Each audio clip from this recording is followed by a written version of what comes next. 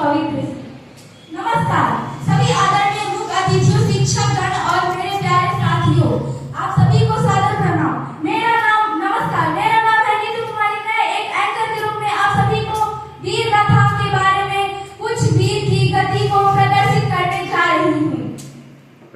लिखी जाती है कहानी कभी कलम से तो कभी खून से, लिखी जाती है कहानी कभी कलम से तो कभी खून से। वीरों की गाथा तो वो है जो मिटकर भी अमर रहे जुनून से, जो मिटकर भी अमर रहे जुनून से।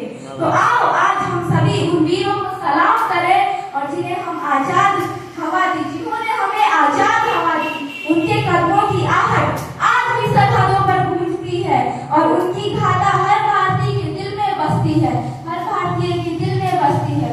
तो आओ उन वीरों को हम नमन करें जिन्होंने गर्व से हमें ये कहने का हक दिया कि मैं भारतीय हूँ।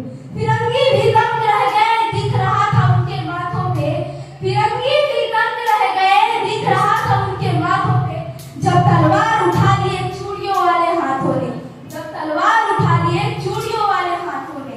वो केवल झांसी की रानी नहीं थी, वो केवल झांसी की रानी नहीं थी, वो तो हर भारतीय नारी की शक्ति की पहचान थी, शक्ति की पहचान थी। खूब रड़ी मर्दानी वो तो झांसी वाली रानी थी। ब्रिटिश भी दंग रह गए थे जब एक औरत ने तलवार उठाकर रणभूमि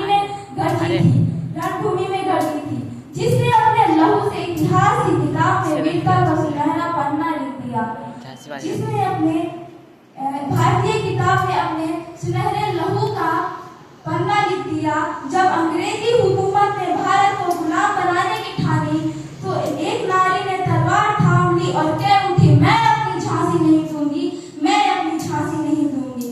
सन 1857 में पूरी भारत चल रहा था।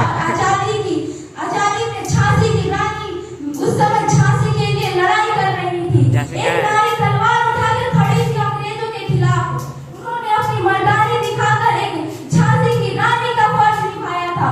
वो न झुकी, वो न डरी, कहती थी मैं अपनी झांसी नहीं दूंगी। वो न झुकी, वो न डरी, मैं कहती थी वो अपनी झांसी नहीं दूंगी। और सच में आखिरी दम तक उन्होंने अपनी झांसी नहीं दी। लिख रहा हूँ मैं अंजाम, लिख रहा हूँ मैं अंजाम जिसका आगाज आएगा, लिख रहा हूँ मैं अंजाम जिसका आगाज आएगा। मेरे लहू का हर एक कतरा इंकलाब कहलाएगा, मेरे लहू का हर एक कतरा इंकलाब कहलाएगा। मैं आज एक ऐसे वीर के बारे में बात करने जा रही हूँ जिनका नाम है भगत सिंह। वो हर हिंदुस्तानी के दिल में बसते हैं। दोस्तों आज हम याद कर रहे हैं उस नौजवान को जिसने अपनी माँ भारती के